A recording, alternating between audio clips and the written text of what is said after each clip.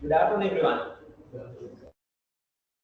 The area we are talking on operations management today is quality management, right, that we started 1 week before. At the beginning, we have already identified the meaning of quality. Basically, product quality and service quality, that's what we mean, because in operations management, our concern is on the production side of the business, the operation side of the business.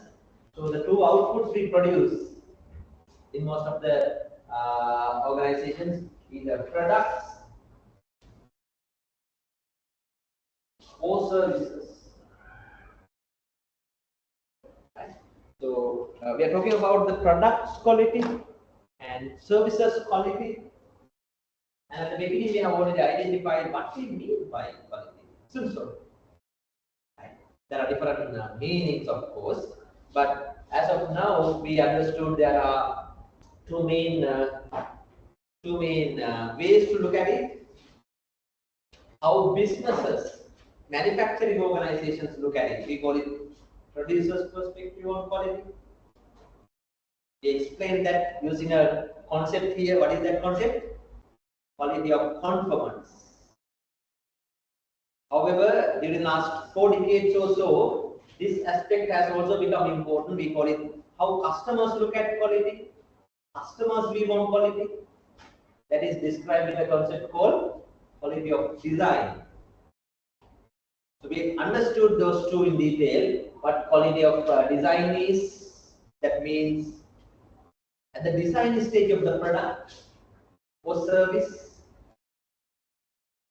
whether the company has designed it with the right features, characteristics expected by the customers. Because customers assess the quality of a product based on the features of it, characteristics of it. When they use such products for their personal use, like mobile phones to garment items to pair of shoes, they look at whether these features are, the expected features are there in the product. So it depends on the design quality. And then of course the price. So that is important for any business to now realize it from the customer's end, whether that is a product or a service. And at the same time, the traditional view on that is called manufacturer's view, how businesses look at quality. When you go to a factory and see, when you go to a factory and talk to operations manager, production manager, and ask what is the meaning of quality, this is what they explain to you. We call it producer's view, that is quality of conformance. We discussed that. What does that mean? So for every product or service, there is something called standard or what we call the spec, specification. At the design stage, they prepare this technical document. Right? We call it the product spec. In services, service spec. Right? So there is this expected product. What are the characteristics? Or it could be the standard set for the product. So they assess when they produce a product, to what extent this product is aligned with this spec. Thereby they make sure product is aligned with design specifications. That is what we call quality of conformance, which is very important. And at the same time, produce it within the standard cost. So that is what we call quality of conformance. It depends on various different manufacturing conditions, manufacturing factors, such as how accurately we have designed the production process, how accurately the production machinery is used, and how good the materials are, and the competency levels of employees, their training levels, and everything affect on the quality of conformance. So in fact, in operations management, we mostly focus on this, how to make sure this. But we also understand the importance of customers' view, and together we understand the meaning of the quality of products or quality of services should be understood from both ends. These are related. In fact, as I mentioned to you last time, producer's view and the customer's view on quality are the two sides of the same coin. Two sides of the same coin. How customers look at it based on the features and other characteristics. How manufacturers look at it, how accurately they produce those features and characteristics in line with the spec. That is what we call quality. Finally, that determines how we define quality here. So here we define quality, right? In slide number 4, right? For a product, it could be the ability of the product to fulfill the requirements of customers. So, for services, it is the ability of the service to fulfill the requirements of services. Simply, the same idea is described by one of the quality experts. He defines quality in this manner. What is it? Fitness for customer use. That is the most simplest definition we can have on quality, but it explains nicely. Fitness of what? Hello?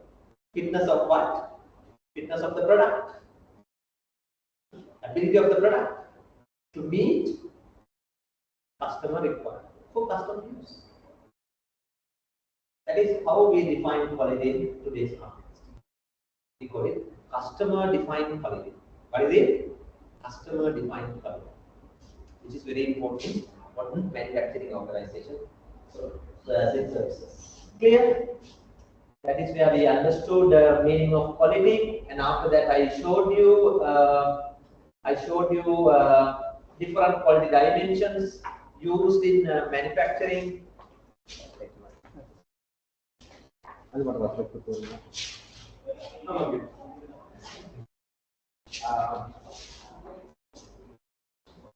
Different dimensions used for products, we call them product quality dimensions. We discussed this, right? Hello? We discussed it. And then of course we identified for services what are the quality dimensions. They are different. We call them service quality dimensions. We identified them. Right? So mostly these, different frameworks are there, but refer to these are considered as quickly. These are service quality dimensions. Now, basically for customer services, like hospitals, restaurants, even education institutes, supermarkets, such services, these are the key criteria used for evaluating service quality. For products, these are the quickly go through those areas. We have already covered this part last time, and we are going to move forward from here.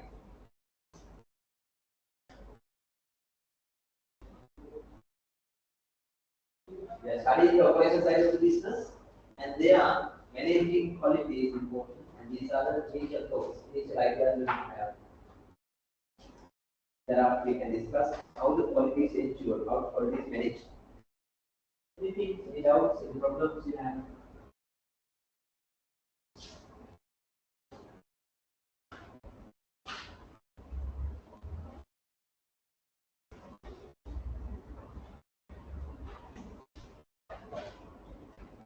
About this dimension or anything else?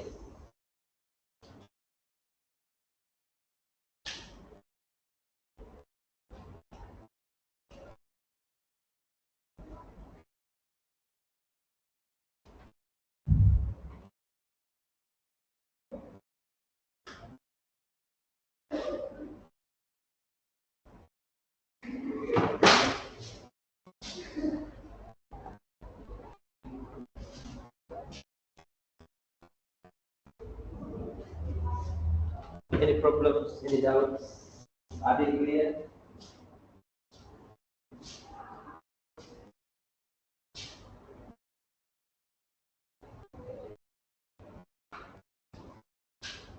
Have you ever worried about the quality of products? Quality of products that you have purchased. that you have always seen. Have you ever worried about the quality of service you are getting in your life? But in a country like Sri Lanka, we have mostly frustrated experiences, not happy, satisfied experience most of the time. So, whatever the product you buy, could be a food item, no matter how big the place is, right? We pay thousand plus, but still we are not happy with the quality of it. Maybe the item, the menu items there, maybe the taste of it, maybe the hygiene aspect of it. So are we happy? Most of the time, no. Is the quality consistent? One day, the same restaurant gave you a delicious plate. The next day, the very next day, you can't expect the same. So as services, depending on the service provider, say for example, bank, hospital, most of the time customers are disappointed. From the organization side also, it has become challenging to maintain the quality, consistent quality. So that is why we need to think of quality management. Because as managers, they have a challenge to maintain the consistent quality, whether it's a product, manufactured and delivered, or service, created and delivered. Understanding? So for that, and the same challenges are there everywhere. For this purpose, there are different techniques, tools, methods developed in other countries, in other businesses, successfully managing. That area is called quality management. So what is lacking in most of the companies here? What is lacking in most of the organizations here? Quality management focus, quality management efforts. And that is why the quality is not consistent. That is what you do. So as management students here, you are specializing in accounting, applied accounting, right? So in operations management, our concern is on how to ensure the quality of your products in manufacturing, in services. And for that, how to use quality management. Is that clear? Do you think this is an important area? Very much. If you know the right knowledge, right techniques, methods, where to use which one, can ensure the quality of your product, especially in manufacturing industries and so on. So that is what we try to understand. You will also identify the benefits of it, the techniques, different approaches, methods. Yeah. Any big questions?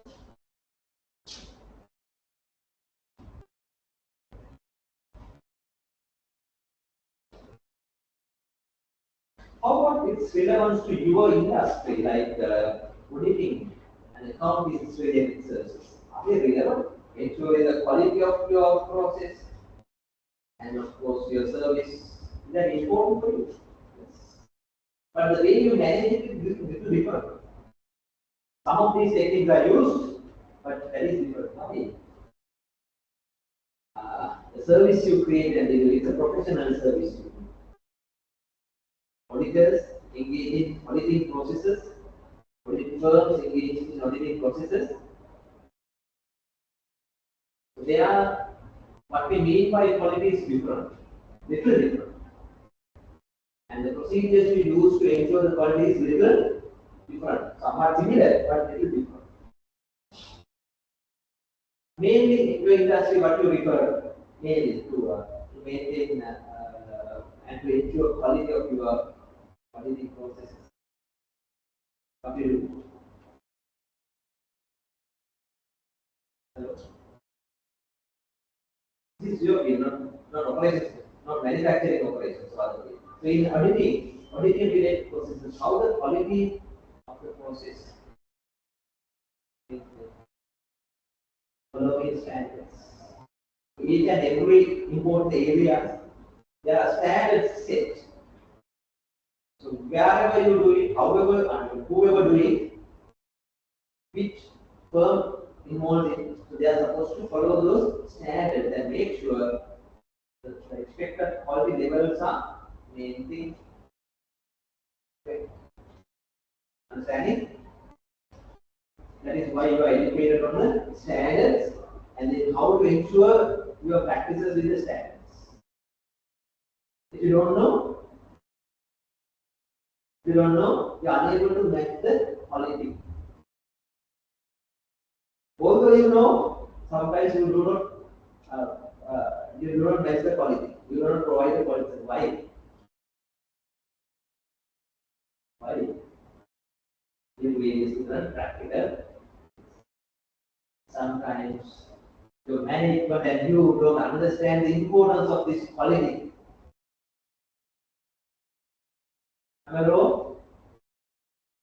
We have a standard and we know how to do it.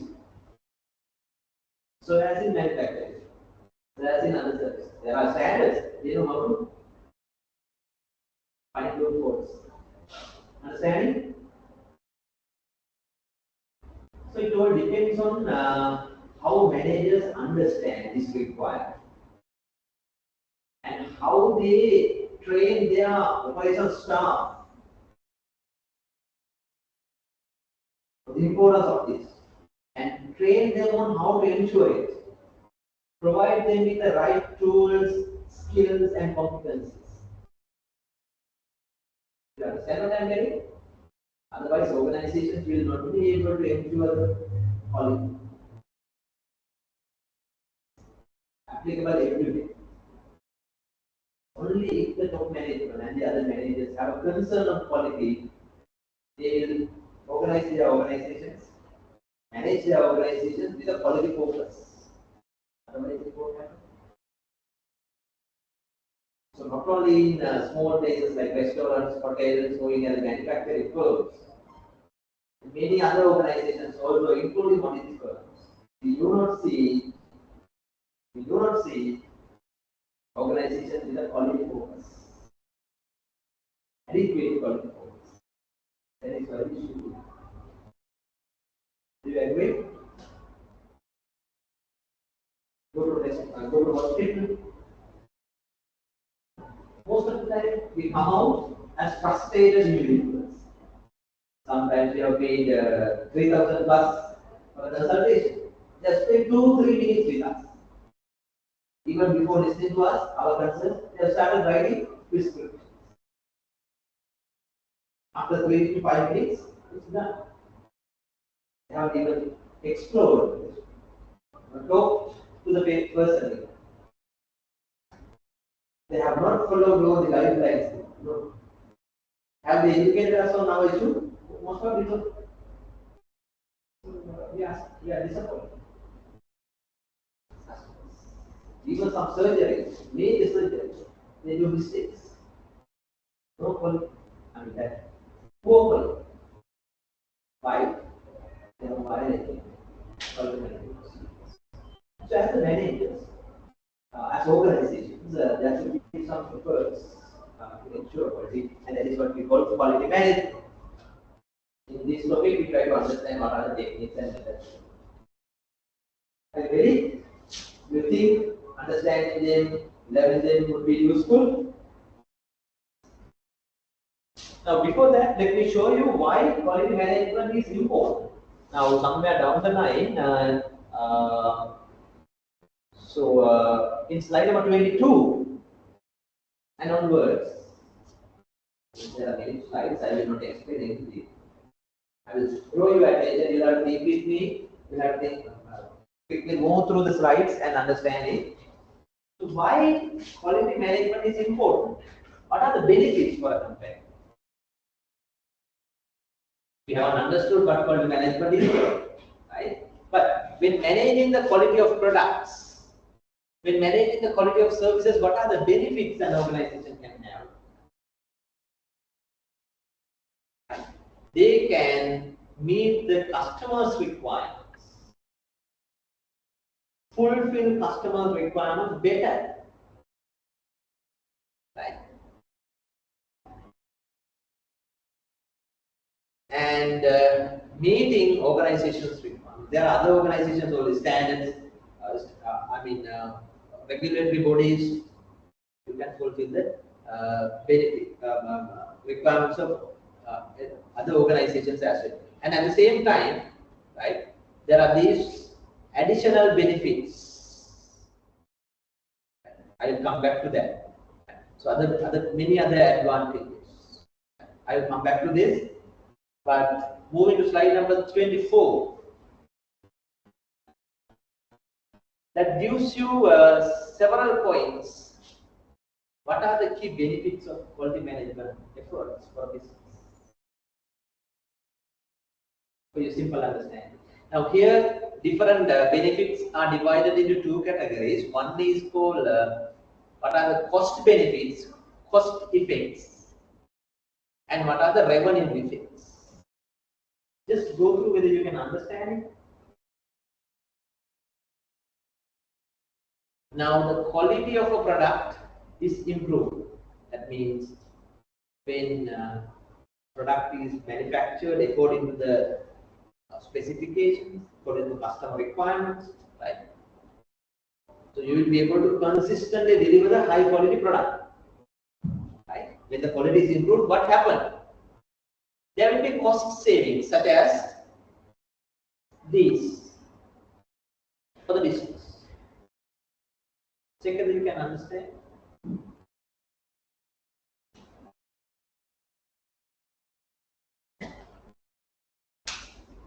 Shown with a blue background.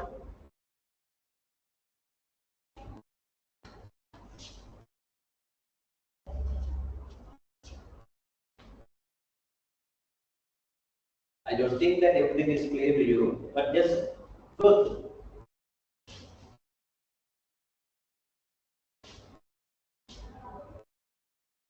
When the quality improved,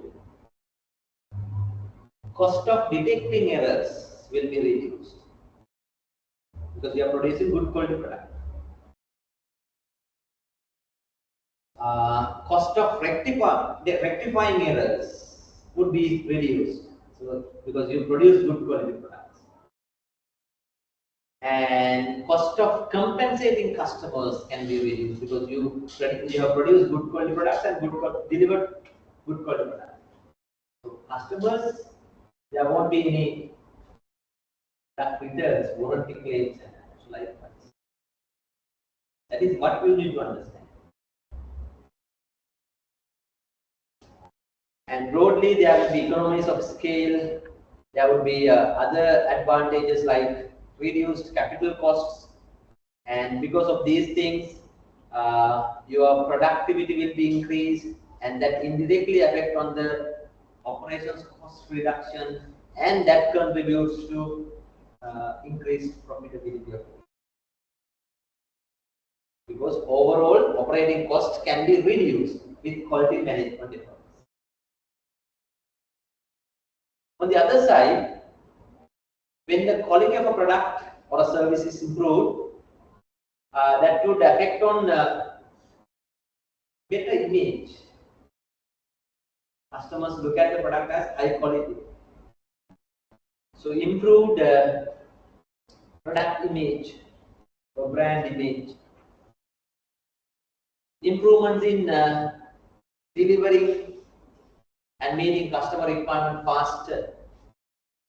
And that could result in increased customer service. Right?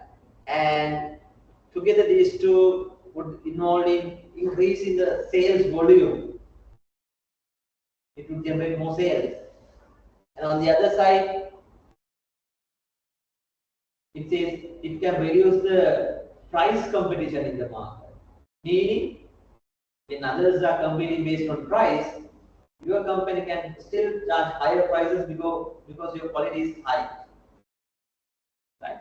And during all of these things, revenue will be increased, and that would affect on the increased profitability. Can you understand it? So it's simple, man. When the quality of a product is improved, it would reduce various different cost aspects. It would increase various different revenue aspects, and as a result, profitability of the business.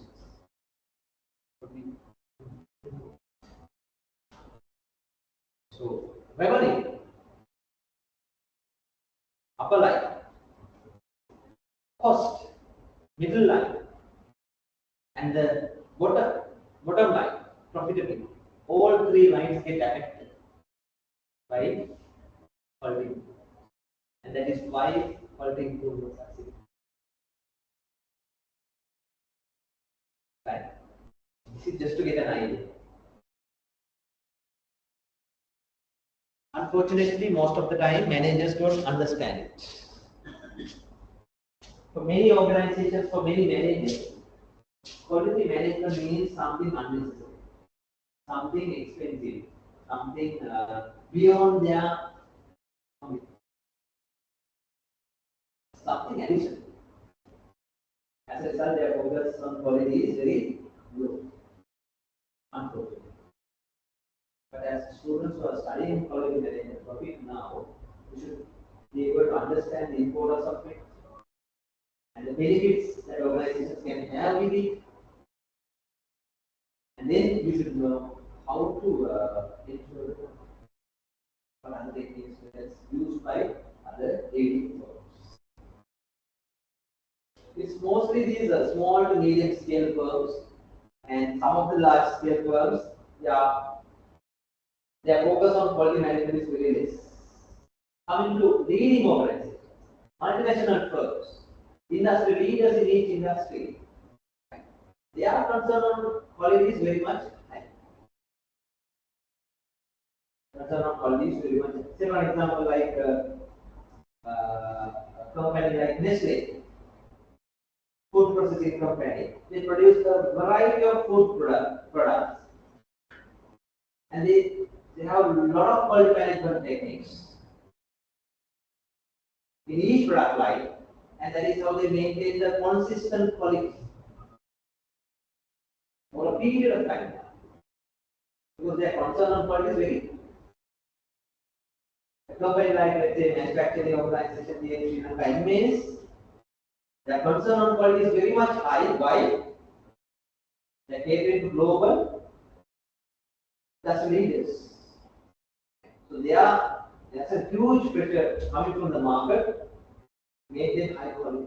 So that as production houses, they are to manage production processes in a quality manner. Understand it? When there's a pressure from the market, the organization is ready, they are managing the quality at very high level. But unfortunately, most of the small, medium scale firms who don't understand quality and who don't have the skills, resources to do that, their concern on quality is very less. Understand it? So that's about benefits of quality.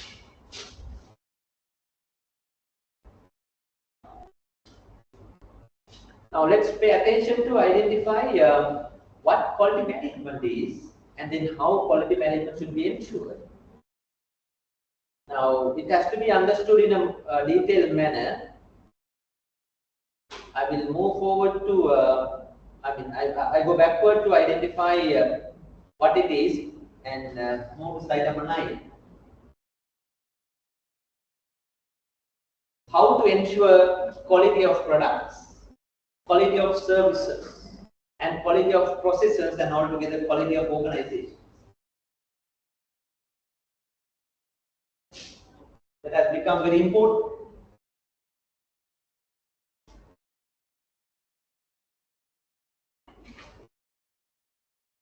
As I told you, there are some companies working on it better.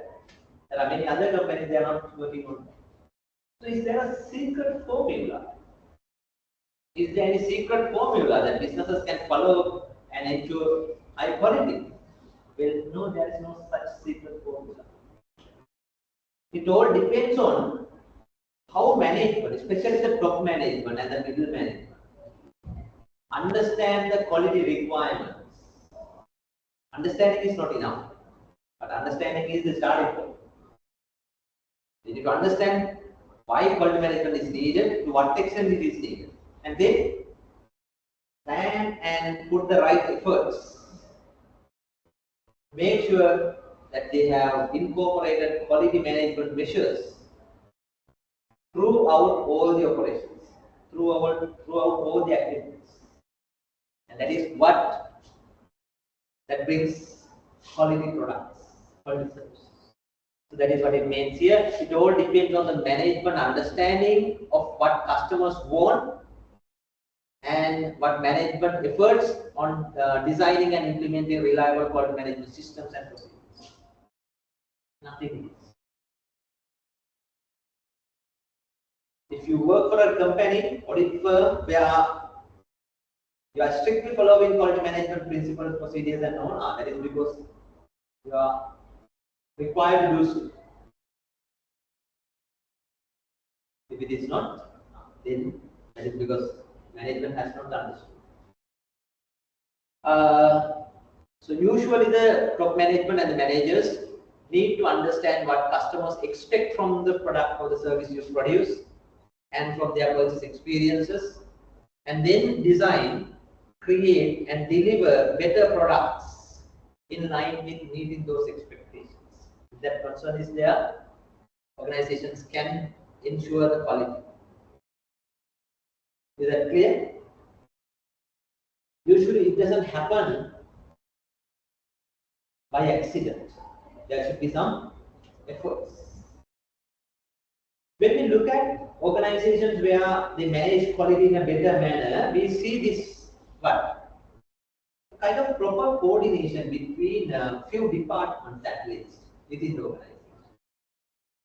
So we identify it is required to maintain a proper coordination between few departments in manufacturing organizations or in service organizations to ensure higher quality. Some departments mentioned here, but practically what you know, who are mainly responsible for quality management in your understanding? Who work for that? Yeah, we call it quality assurance department. Right. In some industries, it goes as QC, quality control department. So we might think mistakenly, it is their responsibility to ensure quality and manage it well. They are mainly responsible for that, but it doesn't work. They work alone. What it requires? Kind of cooperation, coordination between few other departments also. What are those departments? Especially operations department, and then the two other, that is marketing and R&D, product design department or research and development, with operations and quality assurance department, all four, right? And there can be other departments also, maybe even IT, information technology, especially in today's conditions, because it's all about higher quality of products, higher quality of services, and purchase experiences. For that, even IT services, how your website, who are the ordering apps, delivering apps, whatever, contributes. So that is what is illustrated here in slide number 10. So this is what we need. Practice quality management in organizations. Actually, you can understand it simply. This is what we call the required coordination between departments.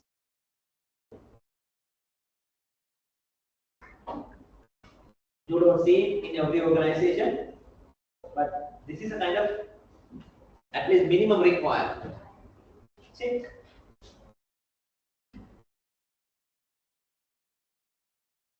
Now, our subject, our area, that is operation, somewhere here, they are mainly responsible for quality management. And in addition to that, there is this department, we call it quality control department, quality assurance department, or quality planning and control, whatever. In addition to that, product development, product design, and marketing should also contribute here. Check whether you can understand it. What is the role of marketing in ensuring higher quality? What is the role of marketing? Should be able to, you should be able to briefly describe it. Let's say An example like let's say ice cream manufacturing, Elephant House ice cream, or CBL biscuits, Munch biscuits, or let's say whatever the product, mobile phones to garment items to whatever. What is the role of marketing?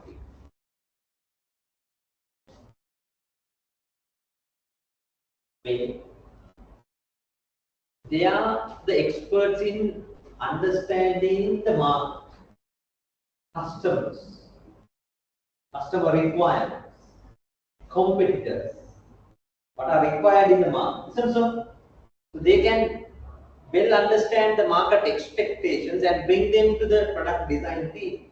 Do you remember when we talk about product designing, we understood how important to go to the market and study their requirements and such inputs, we call them interpretation of expectation. Such inputs are highly useful in designing the product.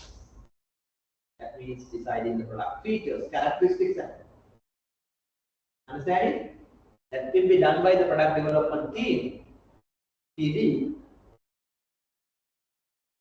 or R&D, research and development unit, right? And accordingly, they finalize the product specification. What is it? They finalize the product spec. So that product has all the features and expectations, features and the characteristics expected by the market. Can you understand it? That is very important. So they have designed a product that is demanded in the market. And that specification is given to operation to follow when they produce the product. So the manufacturing people here, using the recommended materials, using an appropriate production process, produce the product according to the spec, conformance quality.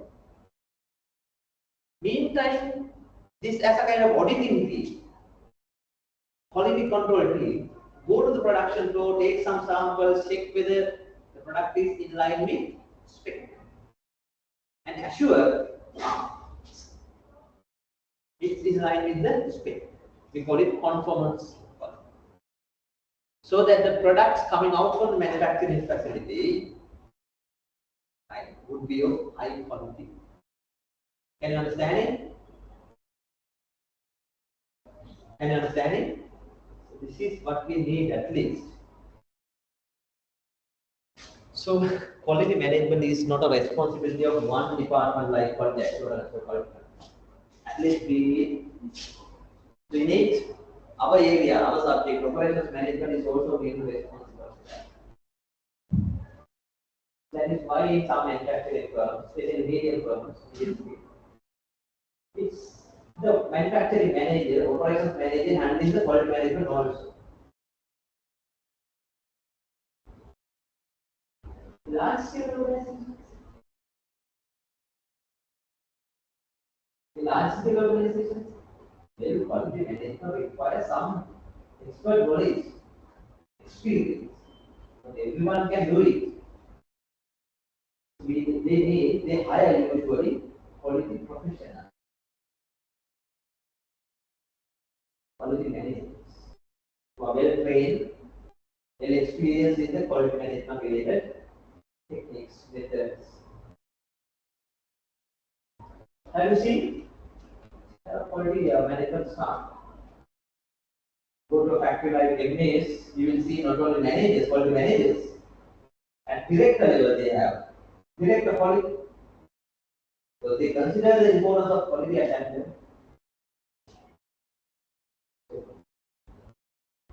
Corporate level processes, director quality, work hand in hand with the director finance, director operations, and managing director and other team. Quality is such an important element in such businesses. So as in Nestle, whatever the leading firms, it has leaders. There are quality professionals attached to the corporate management. Then of course with the managers and the That is how we manage the quality. Is that clear? So what is quality management then? There are different definitions, but in slide number 11 it says quality management may be simply defined as the management of all the activities and on specifically ensuring a desired level of excellence for its outputs, could be products, could be services, in order to maintain conformance to specifications, conformance to standards. For that purpose, whatever the efforts we do, whatever the activities we do, whatever the tasks the organization they do, everything together we call it quality.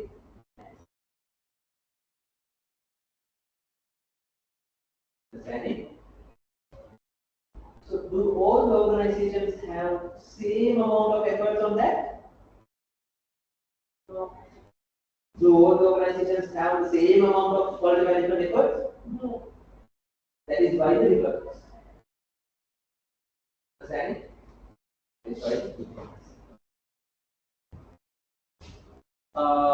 Quality management is focused not only on product quality and service quality. These are the two main areas: product quality or the service quality. But they also work on means to achieve it. That is the process quality. How to ensure the process quality? That is to produce product consistently high quality.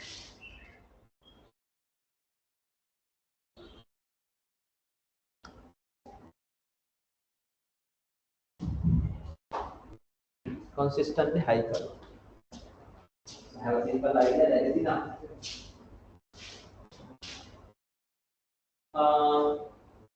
Any quick questions about it before going into details? Have you ever engaged in quality related activities in your organization? Maybe yes, without knowing something. No. How it applies in audit firms and all, that is a little different, but I'm sure that maybe without knowing, we have engaged.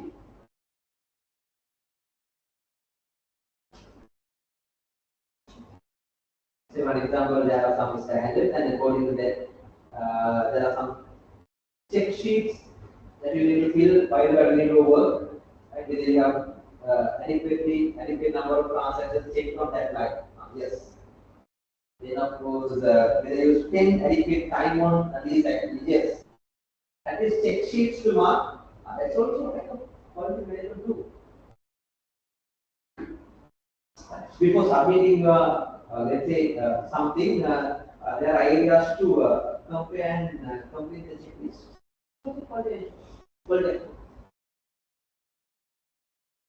Sometimes they will be given you a training on certain activities, how accurately do this thing. These are the steps to follow. Before that you don't know, but after the training, you become aware. Engage with quality. Maybe a new system, software solution, software application to complete certain activities more accurately, minimizing human error. Can you understand? Okay, quality management effort. Like in your industry. But in manufacturing, you know, that's very straightforward. We can see. Understand? So, coming to what are the main quality management activities in today's organizations, in textbooks, we identify these four main quality management activities. Quality management activities.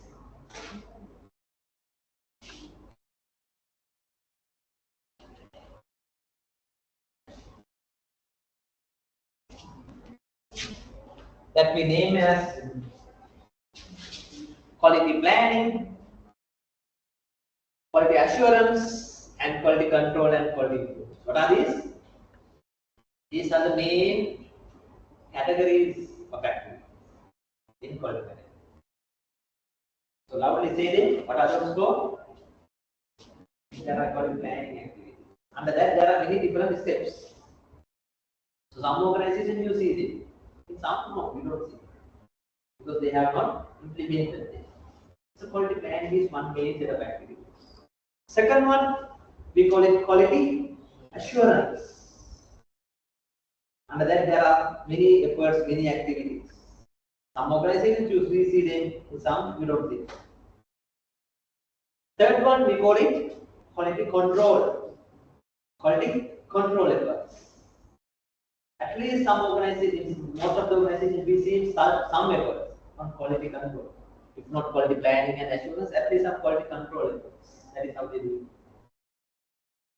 it. However, we highlight the importance of the fourth set of categories. That is called quality improvement.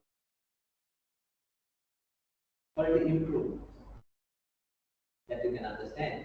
Not to maintain at the same level, but to improve the quality level. And for that, what we do. So if you go to a company like MAS or many such organizations where the quality concern is very high, you may identify all range of activities there. Even I think leading audit firms and all, they also have such efforts. Quality planning, quality assurance, quality control. Not only that, even quality improvement. Leading firms, international firms, otherwise they can't operate at high level.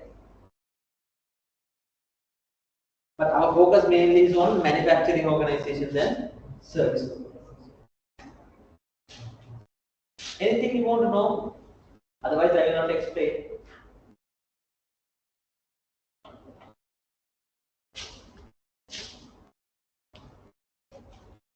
These are the four main categories.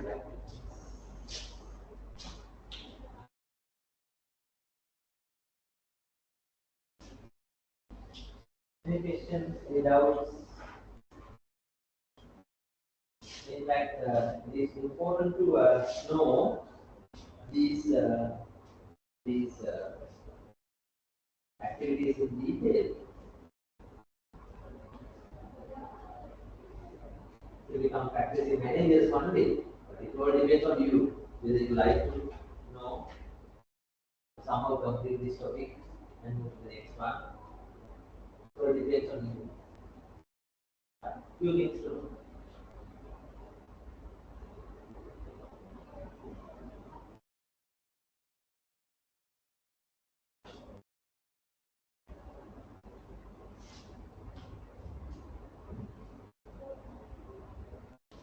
What are your experiences on quality management? What do you think about it? Is that important? Is that important for a business? Many say yes. Because it brings a lot of advantages. Cost advantages, revenue advantages, and ultimately the customers will be happy. And it brings some good image to the business. You can compete based on quality. It brings a lot of advantage. And that is why this is important. Good.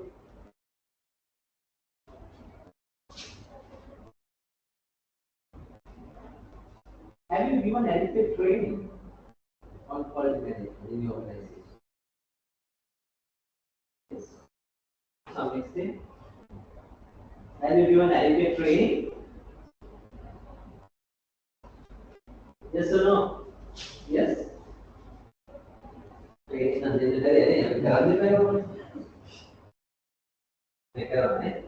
you follow the guidelines.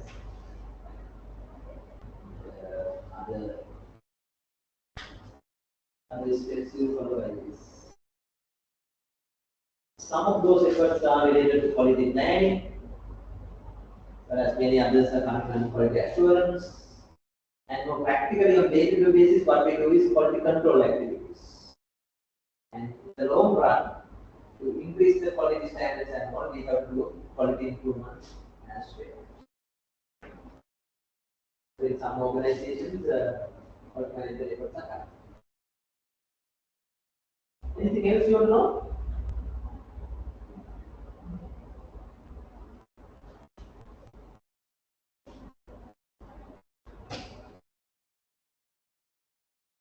then I assume we will find more details, what comes under planning, what comes under assurance, what comes under control and all.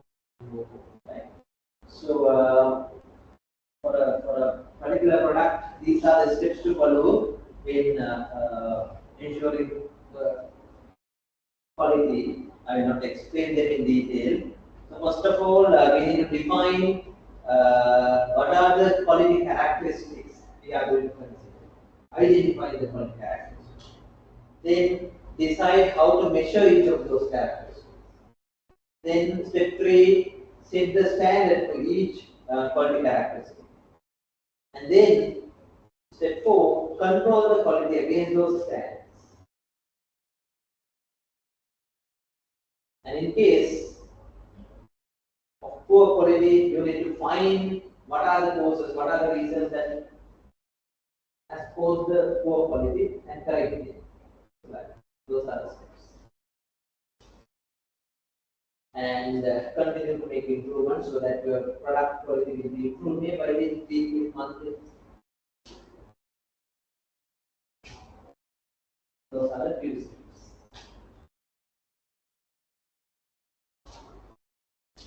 Assume you have a bakery, then you make cakes. You want to identify how to ensure the quality of your cakes. Is that important? Same consistent quality every time over the customers. Is that important? Yes. How to do that? First of all, you need to identify what are the main quality characteristics you are going to consider. How many of you have made cakes?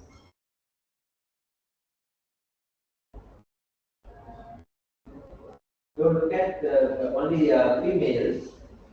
We all can be. Right? I can't, but there are good friends. You can take weight. You can do it when okay, so we'll anyway, yeah, we are try to now. Likewise, I heard several times my chicken curry is delicious. That I'm every time that's a function or something, I am not used to make it. So like big.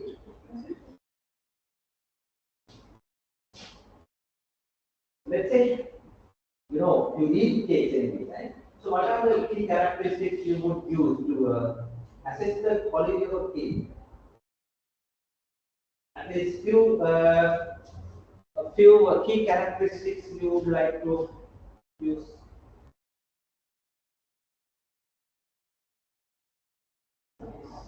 Softness. Is that an important characteristic? Right. One characteristic is softness. Right? So when it comes to cake and its quality characteristics, one characteristic is softness. Likewise, name a few more.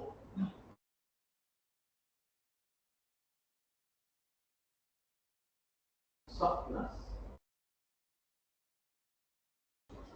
Some more aspects. Yeah, of course, outer color, right?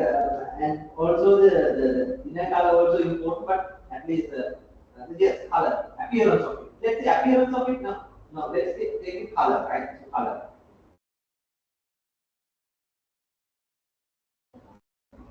Is that important? Yes. There is another. Some are yellow, some are black, right? So convey, it's an important characteristic. The color of the appearance, color of the outer. What else? Design, shape of it. Shape of it. Is that in appropriate shape? Not in shape. Is that important when it comes to quality? Yes, shape of it. Shape of it. Yes. Taste, of course. Taste. Right? The taste of it is one of the main elements. Likewise, what else? Well, that is, I mean, when how you price it, now when it comes to a quality, when you make a cake, assume that you are the baker, how you assess the quality? Are there more characteristics? Taste, shape, color, softness,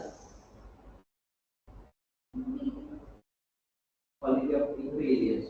In the final product, we won't be able to measure it, right? But ingredient quality can be measured separately. Right? So the quality of ingredients and all. So that's a separate characteristic. Not related to the final product, by the way. But we know that the quality of final product depends on the quality of ingredients as well. So we can measure it separately. But when it comes to final, taking time.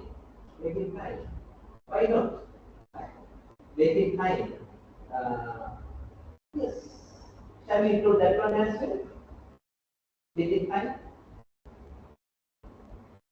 So at least now we have few quality characteristics that affect our product. That is cake. What is the next step?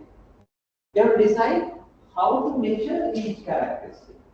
Now let's say the taste as one main aspect. So how to measure the taste? Is there a way to measure it? There can be some ratio. So there can be some measurement. Maybe the taste can be different ways. Maybe in terms of sweetness, saltness, and other aspects. So each day there can be appropriate technical measures. Sweetness, kind of measure. Saltness, kind of measure. Likewise, can you understand it? So, how to measure the taste? There are few dimensions, right? So we identify color. How to measure the color? There can be color codes, color labels or color codes from light yellow to dark brown range, right? So we identify a range for that. So and shape, there can be dimensions, right? There can be dimensions. So likewise, for each characteristic, we can identify how to measure it. Then comes the third step, that is to set the quality standard that we expect. You understand it? Now take the taste and the sweetness for that matter. So you set the standard. This should be the average sweetness, consider it as in good taste. For salt, this is it. So we set the standard. For the color, you say there should be around these two or three, within this range. You consider it as good quality in terms of color. Shape, this should be the diameter. So like you set the standard for each character. Understand it? Step number 4. When you manufacture, when you make a cake, in each step, you make sure you try to reach there. You have a quality control. You identify how to control on that. Let's say sugar. When the ingredients are taken, you measure it accurately and follow the standard. Pure. And thereby you make sure this is in line with this taste requirement. Can you understand it? You have a control. And you manage, you control the content. And thereby you are able to maintain the consistency. In case you find some issue with the cake, of poor quality, you immediately look for the reason why this happened. What are the root causes? Find the root causes and correct them. That is step number 5. So that you will be able to take good quality cake consistent. Can you understand? This is a simple example. But in a factory,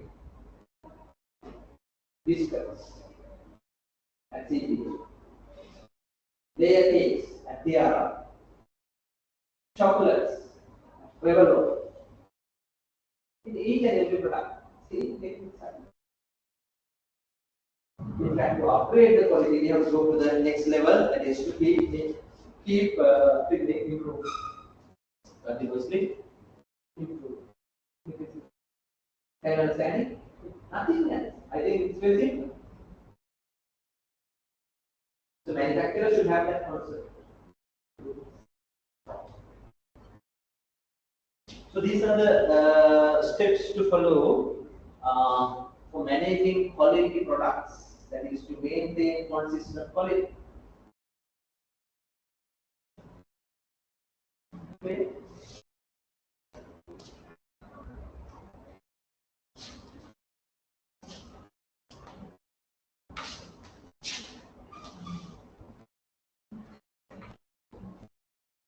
Why we as customers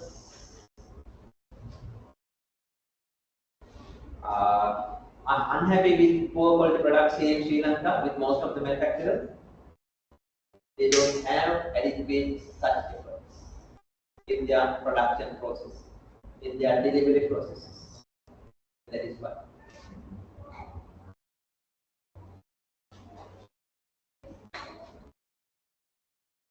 That has been the case for many organizations throughout the history. But companies, industries have learned faster. They have identified new techniques, methods, how to ensure quality and all, and they are managing their quality accordingly. But most of the Sri Lankan firms, except very few, they are not ready to implement. That is the reality. So to understand that, let me quickly move to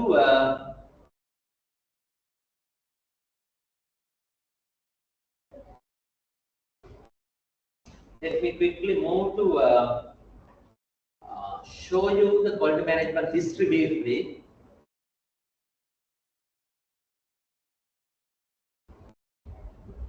In slide number 25 and 26. Please move to slide number 25 and 26. That shows you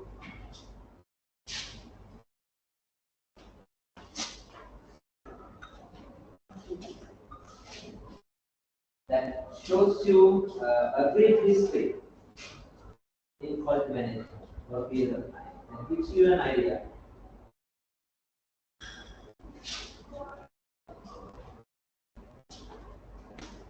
We call it evolution of quality management approaches. From very basic techniques like inspection to the other techniques. Now we call it TQM plus. Within 10-15 minutes, let's quickly identify some techniques, some methods, so that it gives you an idea how things happen.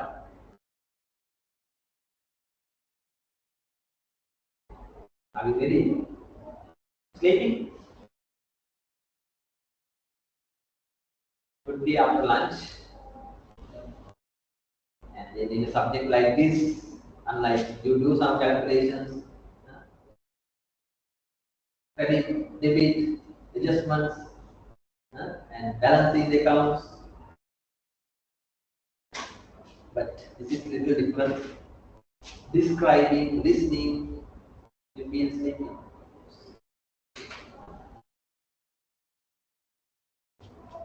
There is no way, no other way. Why? When I ask some questions from you, you don't know about it. So I can't depend on you. It's only one way that I will have to explain, thinking that you will understand something from that. When I say 100 things, you will get 15. 15, not 50. That is how it is. Then, in exams, from that 50, another 5. So I have to somehow give marks and make it. That is unfortunate. I have this bad experience with most of the adults. Undergraduates are somewhat better. I mean, at university, they say something that curious, that is some issue, that curious, they find more details, and they have enough time also. They do self studies, online materials, most of their answers are very good. They have covered what we were discussing in the class. They are in the lecture materials. Adults, they are also adults, especially and more than that, in my master's programs, they come from middle level management. They think they know everything. Even for the exam, they come thinking that they know everything and they write something, of course. They are not the answers they are expecting, so but still they get through. You know that again. I don't know who wastes time. Probably we. Right? For us, we waste our time. That is how it is. At least you get 15% of what we discuss in the classroom. That we apply at least 2-3% somewhere, someday.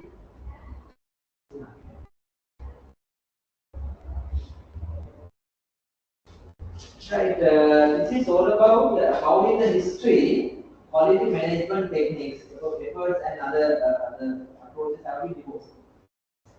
Now, initially, most of the companies, most of the manufacturing firms, they have used only the inspection. We call it inspection data at the beginning. Somewhere in end of 19th century, beginning of 20th century, with the industrial revolution and all. Right. So when it comes to mass scale production, they have started realizing sometimes we produce poor quality products. What to do with it? Because when they produce poor quality products, defectives, right? Manufacture defectives. What happens? Have you been to government factories and see what do they do when they manufacture defectives without from where they recognize it? When they do inspection. Right? So there are different points, especially small scale firms. At the end of the process, they recognize there are these issues. So they can't send that to the market, send that to the client. What they should do then? After inspection, when they found products with defects,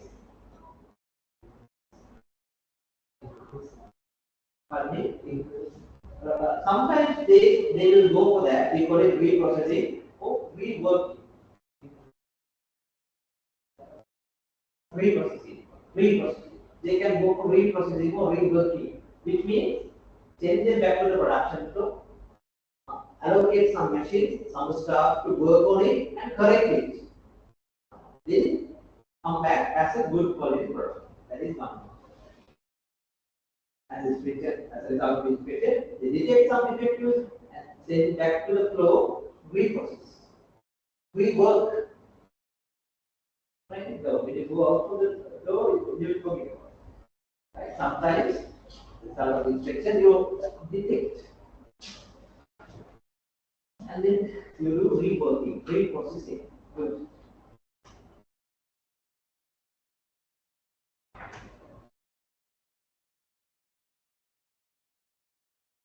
That is what they can do. What else they would do, as you know,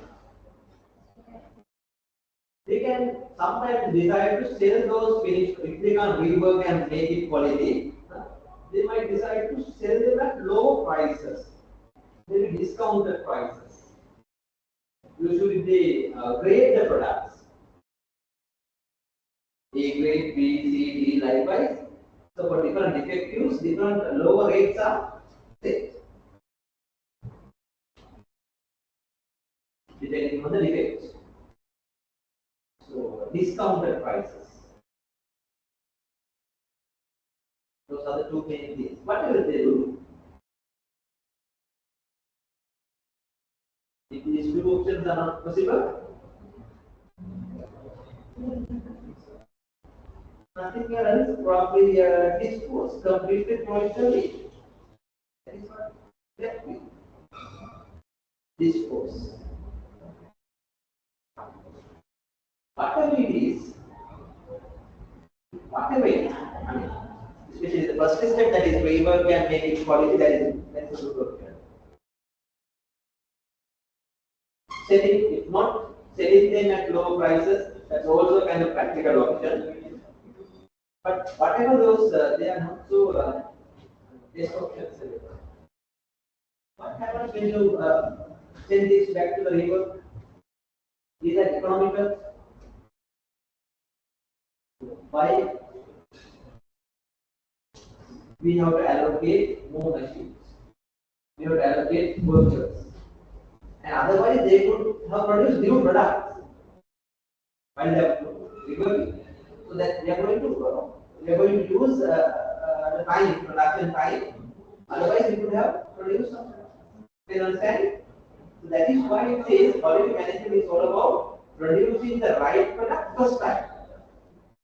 Remember at the beginning, producing the right product first time. If you go for second time, third time, that is expensive.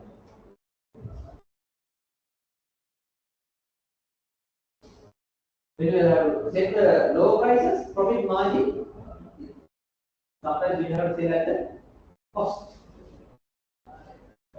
When we have to throw it away, discard it, dispose it,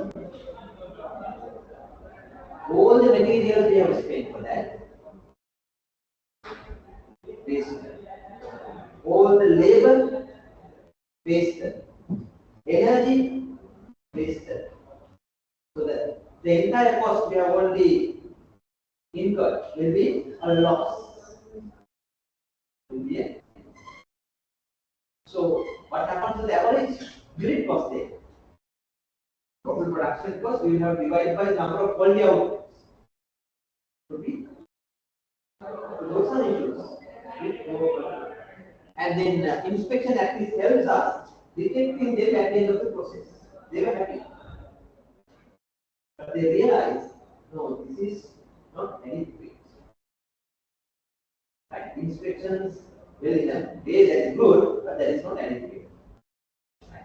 Because as you see in the next slide also, inspection looking at detecting the errors and then rectifying. That is to prevent out of the specification products, defectives and services reach into the market. That is good, but that is not adequate. So gradually, businesses learn more efficient way of managing quality. Somewhere in 1920s, 30s, before it quality control is up. Quality control is up. That involves in identifying various different statistical techniques, mathematical techniques to control the production process. You know, not the end product. When you control the production process in each stage, you eventually produce a good quality product.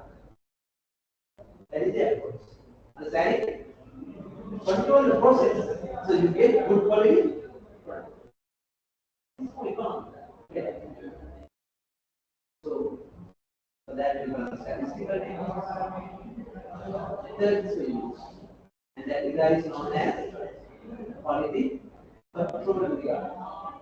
Even today, many such techniques are used in quality control. Most of the industries, everything.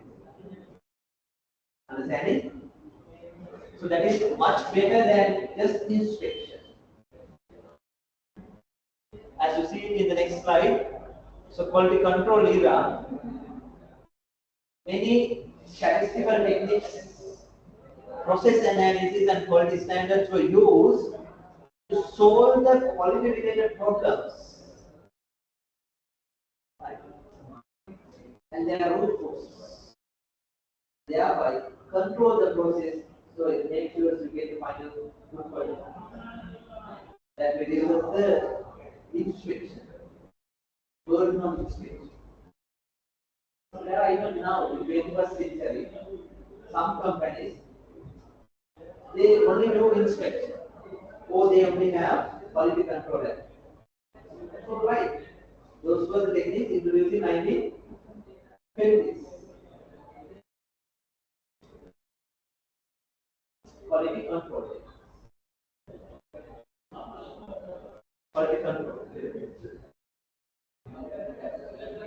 There are various different techniques. Are you aware of some such techniques? Somewhere down the line, I have mentioned a few.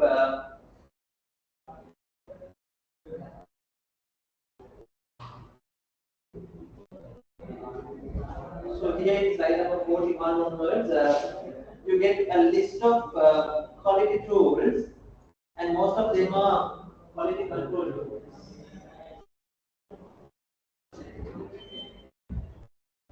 Quality control tools.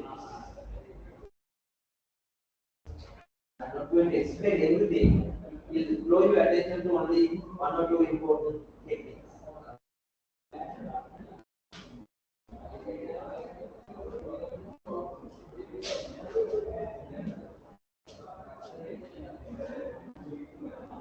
I'll keep the first two aside for let's say check sheets. As you see it here, these are used to record quality related problems. Keep records of quality related problems. Let's say now defective, there are three defectives. Defective A, B and C. Different errors. In each hour, how many cases were reported? How many products were reported? So they, I mean, check sheet like this can be used to monitor. Understand? Check sheet. One of the simple technique, but keep track of how often these quality problems occur. In the same manner, scatter diagrams in relation to one variable, what happens to the other. So a graph of the value of one variable versus another variable. Those are the statistical techniques used in those days, even today. And at the same time, we'll come back to this little later. This chart, we call it Pareto chart. Have you heard of it? Pareto chart. That is based on a principle, we call it Pareto principle. What is it? Pareto principle. That's all about what they told is the 80-20 principle. Pareto principle.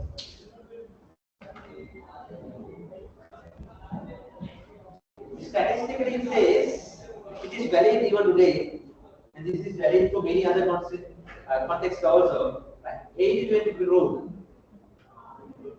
That means 80% of quality problems,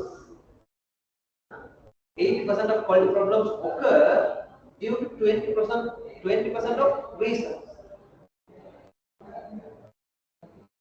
Can you understand? 80-20. 80% of quality problems in a process occurs due to 20% of quality problems. There are 100% of 100. Given that 100 quality problems are there, out of them only 20 goes on 80%. So what is the point here? If we can rectify those 20%, we can overcome 80% of quality problems. Statistically identify which 20 causes on which 80, right? We use something called Pareto charts. Purpose is to rectify those most harmful 20 causes and thereby overcome 80% of quality problems. Right. Find little more details. What is this principle that this can be used? This is very useful ratio. What is the name of it? Pareto principle, 80-20 principle.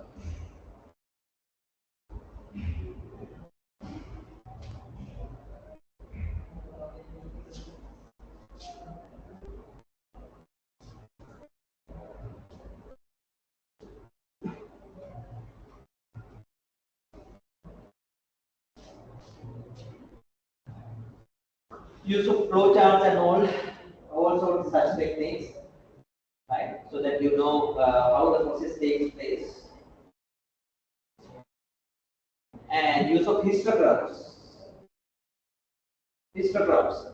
That means how the data set is distributed. You know, in statistics we have studied normal distribution curve and the mean variance, and then of course this bell-shaped data distribution. So those are statistical findings based on which a lot of techniques are developed. Normal distribution, skewness, standard deviation, bell-shaped curves, everything. Right. They study in relation to this based on this structures. And one main technique,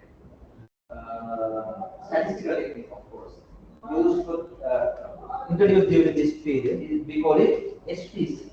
What is it? Statistical process control charts. SPCs. Even today, this is one such commonly used technique. Process control. Statistical process control charts. Have you seen somewhere factories using this? No. Very practical, often used technique.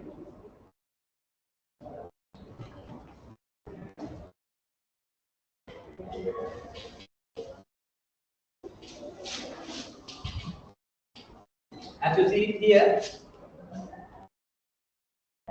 here, now it's a chart like this. This is the variable that we want to measure. Let's say now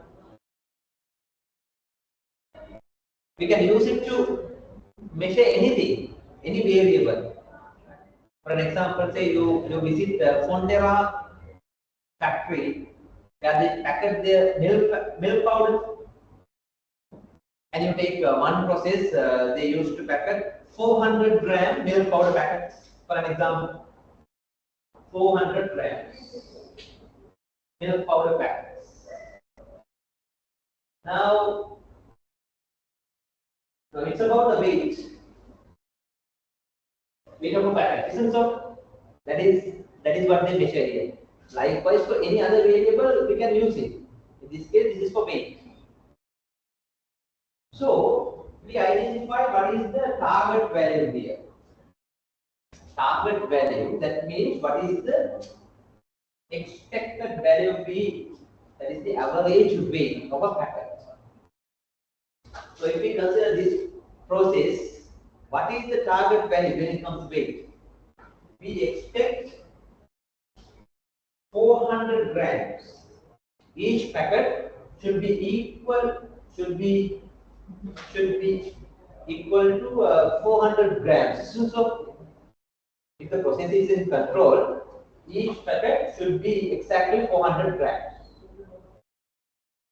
So that is the target value mu, average weight. And we know this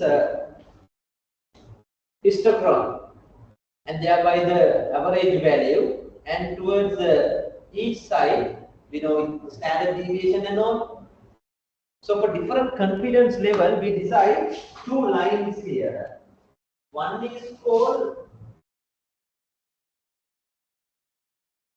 upper control limit, UC, and another level here, LCL, stands for lower control limit. Lower control. That depends on the confidence level we consider. You know, in statistics you may have used 99% confidence level, 95% confidence level, depending on the standard deviations you consider. 3, 2, 1, likewise, you remember?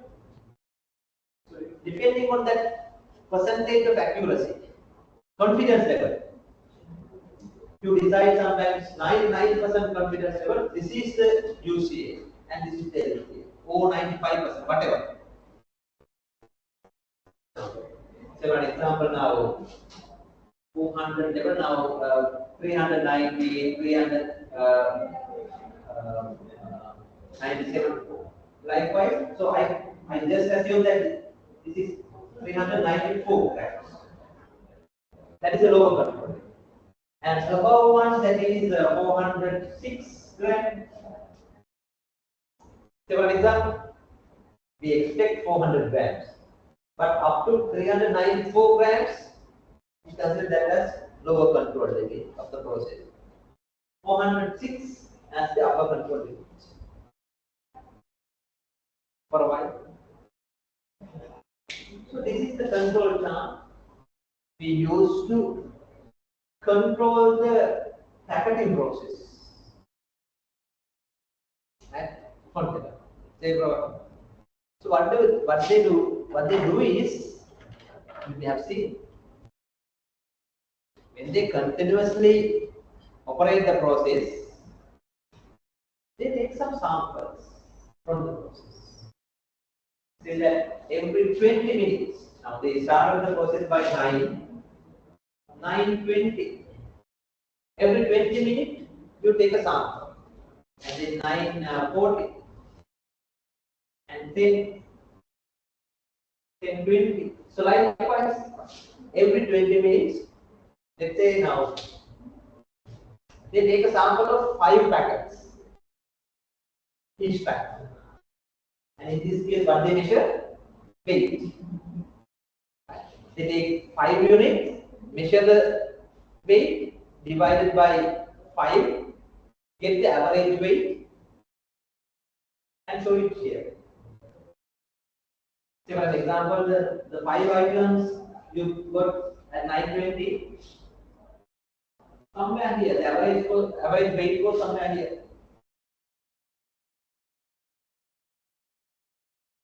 Right. 401 point something. So you plot it here. After another 20 minutes, you take another 5 units, get the weight, divided by 4, and it could be somewhere here, for an example. So likewise, next time it could be somewhere here. If the process is in control, the figure should be like this. Figures should be around the target value. Ups and downs are possible. Right? Ups and downs are possible. But it should be around the figure. Randomly, it should be around the figure. Then we decide this process is in control. So this is producing accurate weight factors. Understanding? So such technique we call statistical process control charts. It's like a dashboard, ongoing. We keep records of it. But what you see here, now this is the target value. Are the values around the target value? Here? Ups and downs? Random figures? No. In fact, 3 values continuously upper the target value. And suddenly, 3 values continuously downward. Those are issues. In fact, this one beyond the lower control limit, that means the process is not in control at all. Can you understand? So this indicates inconsistent flow. Process not in control. Although here also, then 3 consecutive figures upward and suddenly close to lower control limit, and the next one is exceeding the upper control. That means this the process that is monitored here, that is nowhere close to the control. They have done a mistake here. Why? Usually, when they use control chart, they don't continue like this. When there is 1 or 2 incidents like this, especially going beyond the control limits, what they do is immediately stop the production process. For that purpose, they made it. There is a value reported here, reported close to here, and next time somewhere here they will immediately stop the production, and then they explore what has happened. Where things have gone wrong, they explore the potential reasons for that and rectify it. Correct? Then only they start the production process. Understanding? Such we call process control. Understanding? So often used in manufacturing. If you understand it, you can also use it in services.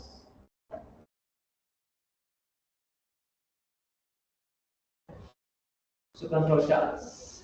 So what did we discuss? We identified few process control techniques that comes under quality control design. Let's take a 15 minutes break. Let's meet around 10 to 10. And after that, we will quickly cover the other two periods.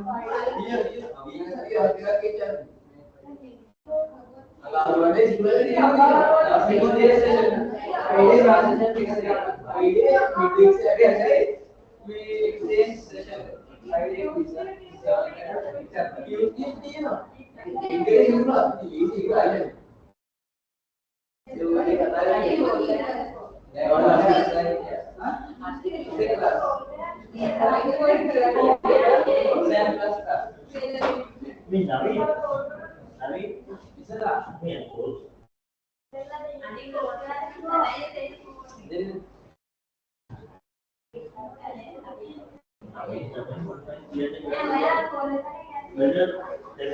subject को देख रहा lecture start करते हैं लेकिन आगे एक आप जानने के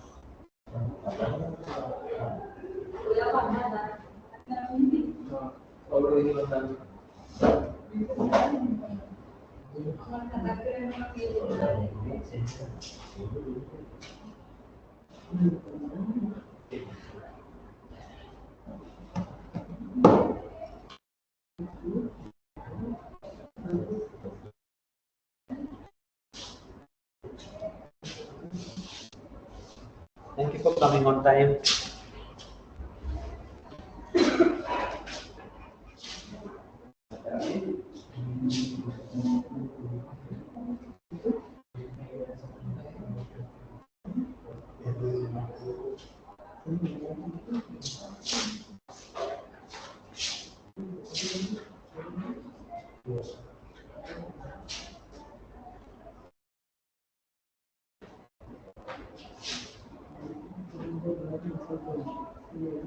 We have around 40 minutes, less than 40 minutes.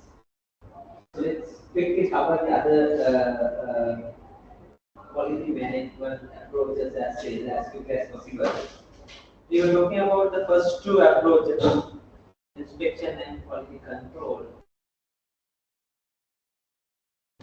and some techniques on that. Now, both of these, as you see here, they are considered as reactive approach. Reaction, of which the focus is on detection. That means finding the quality problems, quality mistakes, and correcting them. After mistakes happen, gradually industries they attempted and they realized that better if we can be proactive. Proactive before actually something happens. We can do something proactive to prevent producing poor quality product defectives. That's really great. So that we can minimize the quality related problems, quality issues, and so for that, they came up with this idea called quality assurance. That is how the concept of quality assurance came. Somewhere in 1940s, 1950s, in Europe, in US, they expanding their industries. They realized that inspection is no longer efficient. Even the quality control may not be adequate. Some more efforts. They call it more systematic efforts, more planned and systematic efforts to make sure we have followed the right steps produce only good quality products, and for that systematic planning, together with all the quality control techniques and inspection. It's an expansion. So as you see here, when it comes to quality assurance, it's all about quality planning, quality problem solving, involving quality costing, and more importantly, this thing, what we call QS, quality systems. That's auditor. As auditors, you know about systems, right? Now, internal systems are developed. So for that purpose, quality systems were developed. They call it quality management systems, right? Quality management systems known as QMS. Management systems for quality. Management systems for quality. Quality management systems, of which the focus is to manage quality in a better way, to broaden the organizational responsibility for quality. So that talks about for industries, for organizations, they identify what are the quality management procedures, quality management activities. They put it into a detailed document. They call it quality manuals. And to develop such manuals and train their workers on the quality management procedures, they arrange quality management systems that everyone should follow, from the management to the operation. Everyone should follow all these steps as recommended in these procedures, and thereby they make sure they minimize quality related problems. It's a comprehensive approach. Of course, more than quality control and inspection, and that approach is called quality assurance.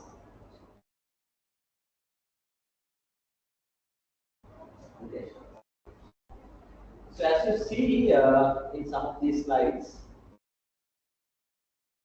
so you know what we mean by quality management systems. Somewhere it's slide number 90.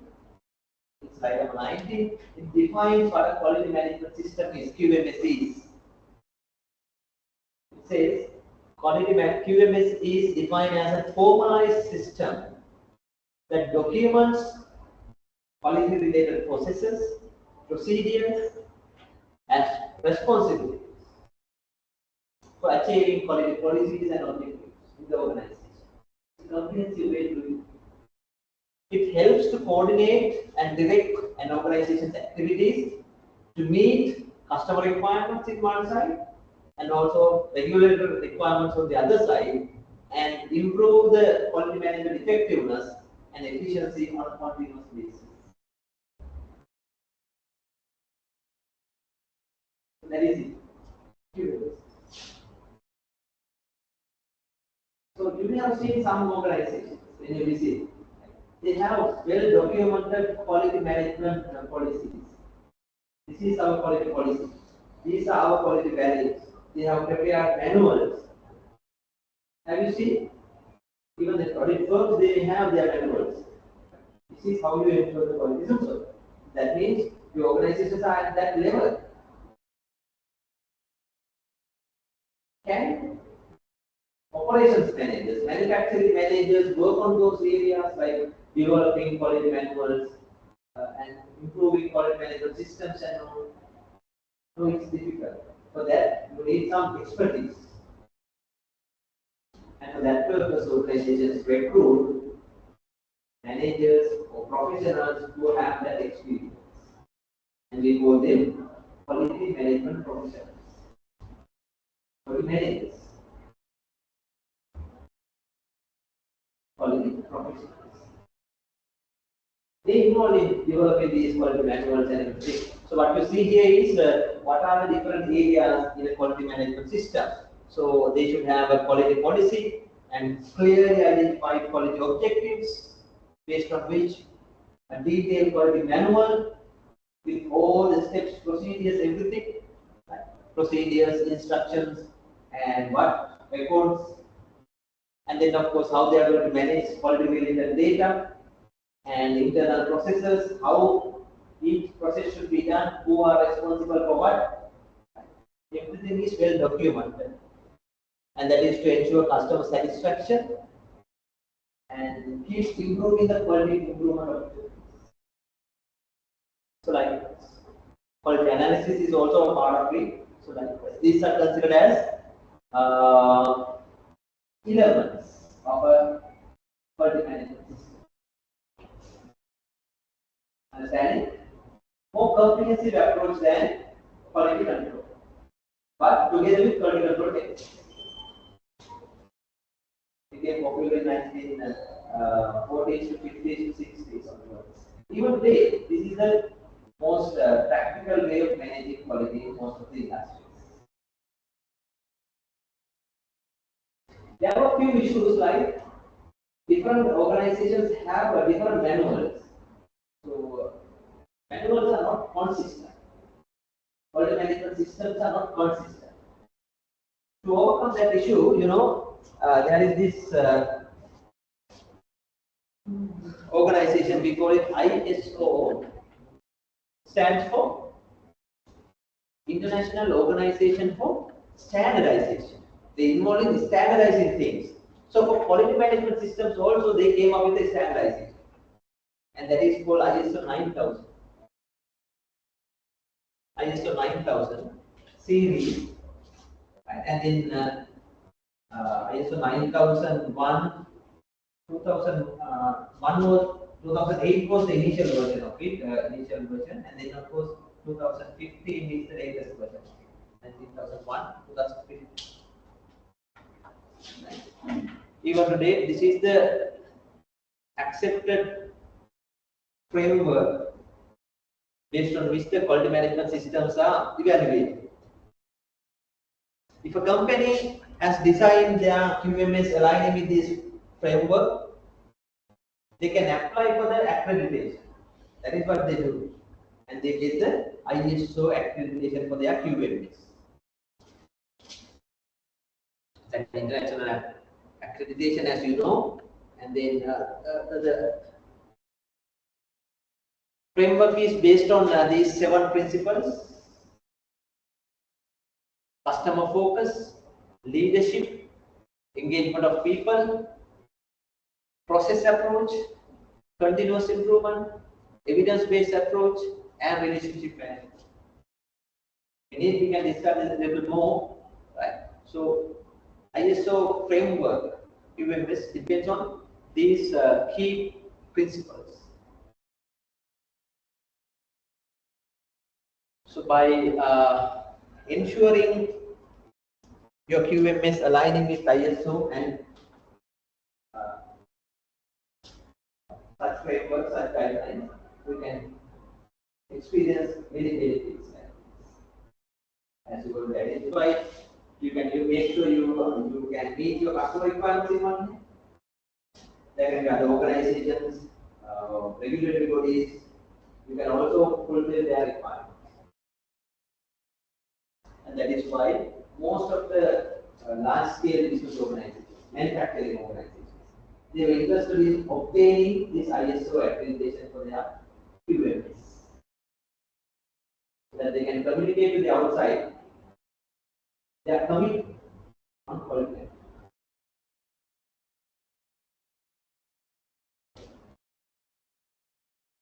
So you as accountants, you as the internal auditors, one day will have to help your organizations to improve their QMS, and then of course apply for ISO accreditation and get the ISO accreditation. And for that matter, you need to understand these techniques, methods. That is how to fix it. You want to know more details and all the templates, applications and everything. Everything is readily available on their website. Go to ISO website, find whatever you want. Frequently asked questions, FAQs, all the templates, all the guidelines, how to build everything, how to improve the QMS system, all the detailed guidelines are there on their websites. It will be used for you to see here as internal auditors, as auditors. Anything you want to know about this quality management systems or ISO process? This is the right time that we can go to the next level. Anything you want to know about it?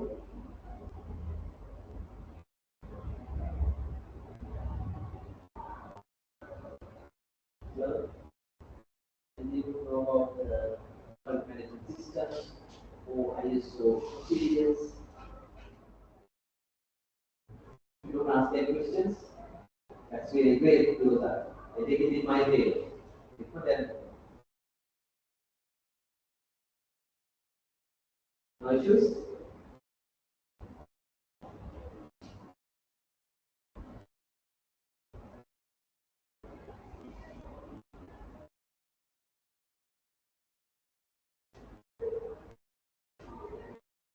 Find more details in Google, whatever the problems you have. These are, I mean, international and wherever you go, same procedures are applicable. Whatever technical answers, technical advices given on online, very into Srilanka.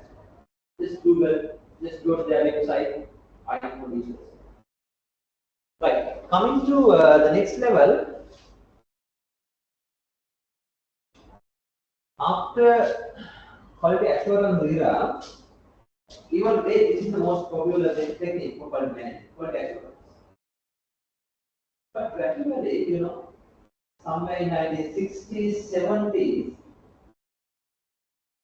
in Japan, when they trying to approach Europe market after the Second World War, they have attempted to improve the quality of their industries because by then European manufacturers, US manufacturers, they were dominating in the Europe market. Japanese manufacturers, especially automobiles and electronics, what they say, they wanted to compete with the European brands, German,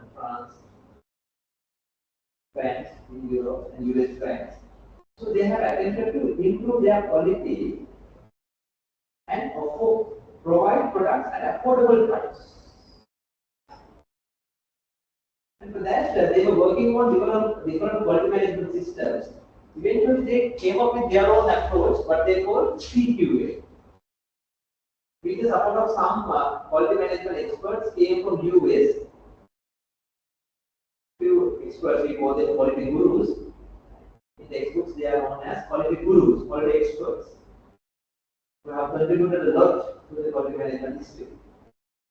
Those of you in Iran, especially a person called Demi. With their influence, Japanese manufacturers have developed a different approach for quality management.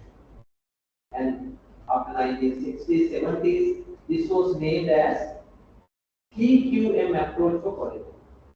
As you know, TQM stands for Total Quality Management. That became the most popular, most efficient quality management approach thereafter. Even beyond quality assurance, that was kind of well-known quality management approach all over the world in 1980s.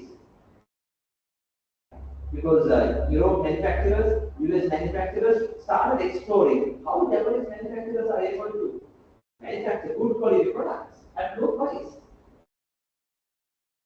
It was mainly because of this approach. That is totally different approach where they believe yes, inspection is important, but more than that, quality control and quality assurance would help the organization to improve quality, but in a different way.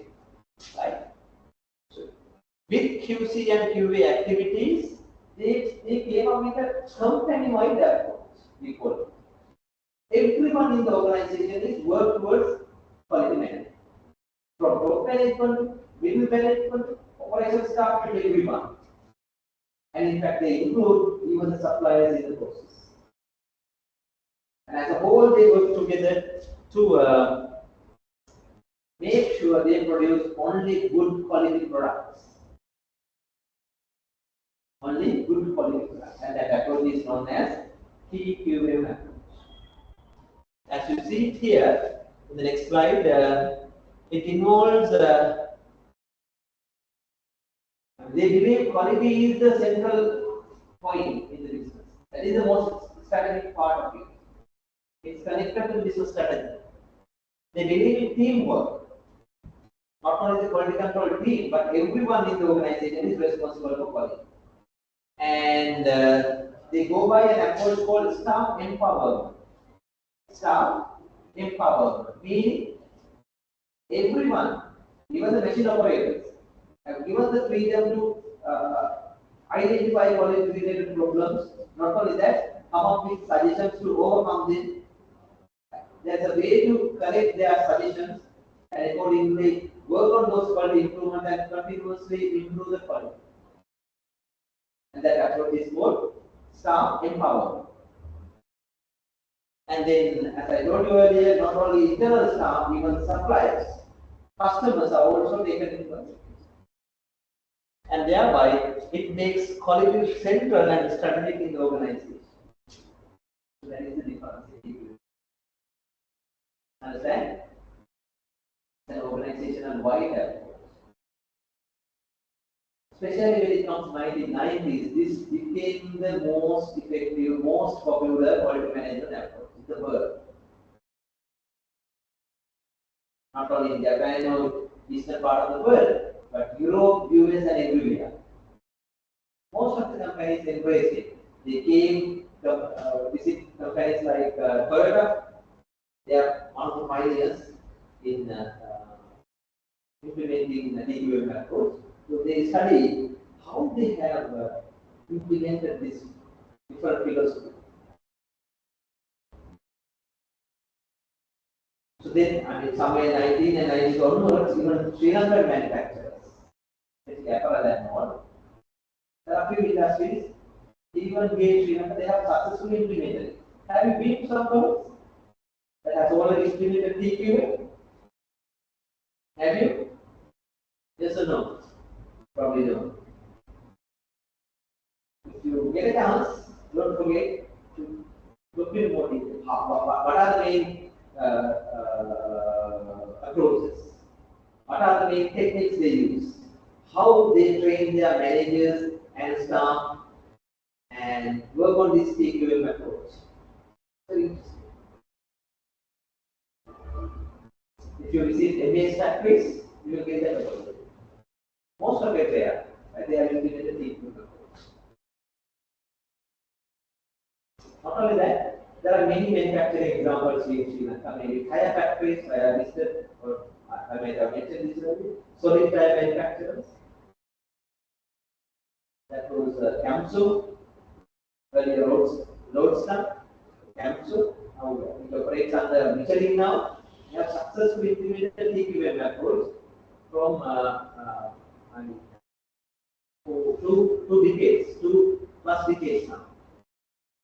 Have been able to successfully train their workers, arrange every system, keep records everywhere, because they have well-trained, qualified quality managers, quality directors.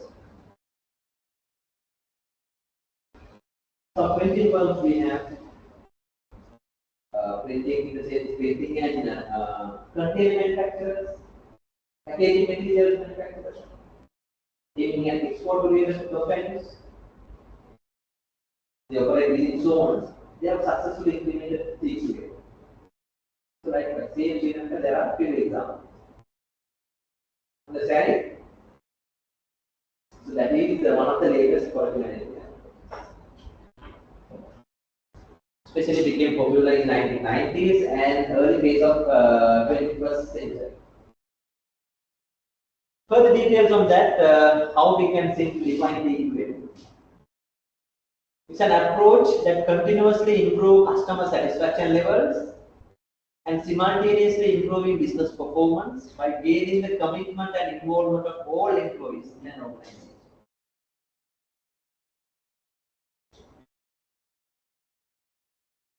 As you see it here in slide number 28, some of the key concepts, some of the key practices we see in TQM approach.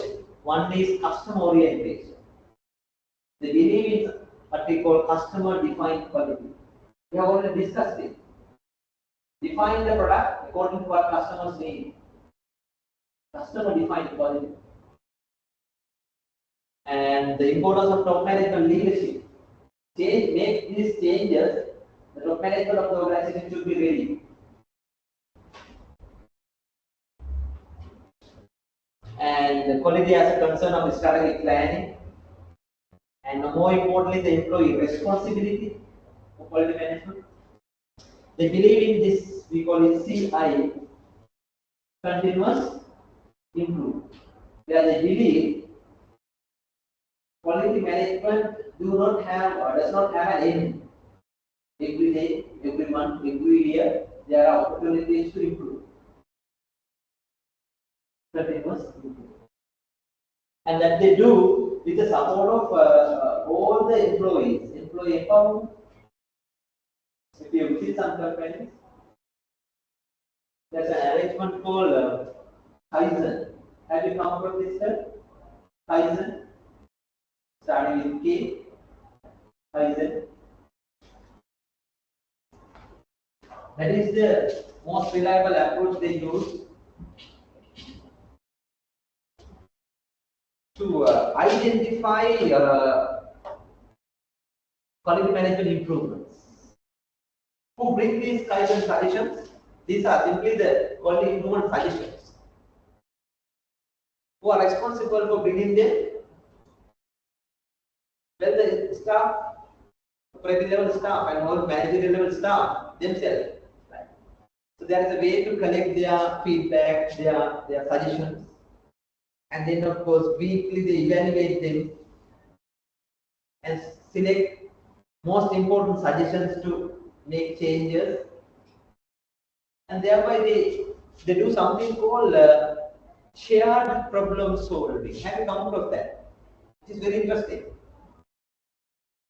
What is it? Shared problem solving. So they believe in problem solving anyway, right? That is a joint effort, shared. What could be the meaning? Shared problem solving. Any good guesses?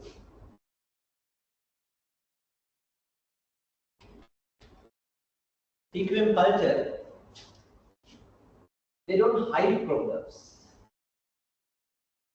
You know, in normal culture, in organization, what happens when something goes wrong?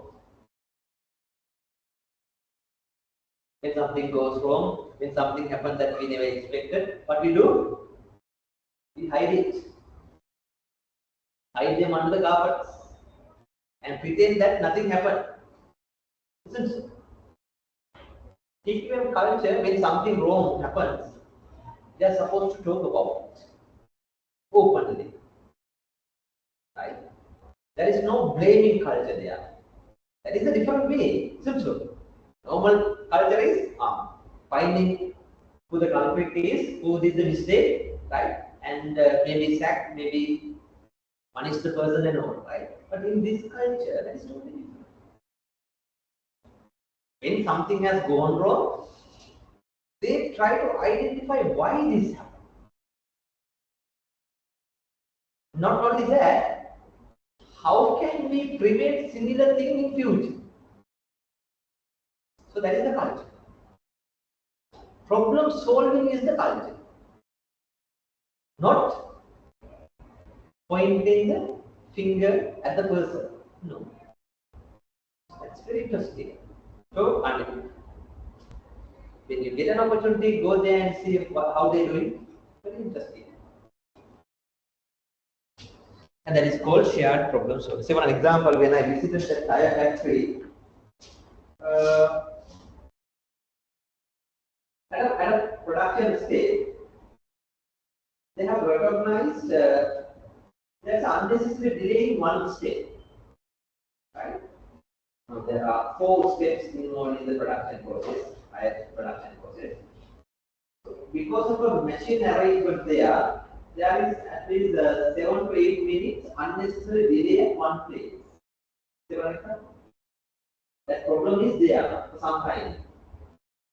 Usually, in a normal setup, no one cares about it. Isn't so? No one cares about it unless the top management or sub management point it out. But one machine operator has recognized that issue. He had came up with a suggestion. Now there is this problem. We need to attend to this. That was the point. As a Kaiser suggestion, he has put forward that idea to the team leader. That is how it happens at team leader level. So team leader has taken that issue to the management level. So there they have prioritized. There is an issue, we need to immediately attend to that. So what they have done is, now usually what happens in an organization, management explores the issue from the top and recommend this is what you should do. Is it so? Instead in this approach what they do is, they have given the opportunity to the team involved in the production process and discuss together why this happens and how can we overcome this. Their solutions. Because they are the ones who are well aware of the process. They are the ones who involved in that. So they have discussed several rounds and prioritized some ideas. Okay, yes, this problem is there. To overcome this, this is what we are suggesting. Few steps. Changing the location of the machine plus few more steps. For that, they have get the support of everyone. Now, no one can say no. Can you understand it? Everyone together have come to this decision now. Right. So they have jointly together addressed that issue and overcome that issue that has saved good 10 to 12 minutes in the production process. More efficient now. Can you understand? So to share a problem solving one very important. Not only one or two times, accidentally. They do it again and again and again. That is their culture. Understand? So that is what they call the team to build culture. Everyone has given the training how to identify problems, how to formulate crisis solutions, how to work in a team. Meantime, they also use statistical quality control techniques, mostly these SPCs and many other. And at the same time, they believe in this, giving continuous training to employees, education to employees on TQM principles, TQM culture, TQM tools, and keep them updated, and thereby get their contribution. Understanding? That approach is called TQM. That is more reliable, comprehensive. Clear? Any questions on that? But if we discuss four main approaches. What are those approaches? Inspection approach, that is very basic, but still there is sufficient help. And then, yes, quality control approach, right, with statistical techniques and all, and more comprehensive approach than that, we call it quality assurance, with quality planning and quality management systems. And then, TQM approach for quality, it's a kind of organizational wide. Everyone is responsible on different approach. Is that the aim? Are there more advanced quality management approaches? Then yes, there are many. If time permits, find a little more details. Even in fact, based on TQM, there are going beyond TQM. There are new techniques you may have heard. Just in time. It is also kind of quality management technique. And you may have heard another one that we call lean. Have you heard of it? Lean management. Again, a quality management approach that is mainly focusing on two things. One we call waste reduction. Waste reduction while maximizing the value. That approach is called lean. An extension of TQA. Both are extension of TQA. In just in time, what they mean? Have you heard of it? JIT. What happens there? Just in time, they try to minimize inventories and produce the right product at the right time only. By making the production process, supply process more efficient. Lean talks about more different ways, including inventory. There are many other ways they talk about and try to manage, try to minimize it. Beyond that, have you heard of one of the latest quality management approach? We call it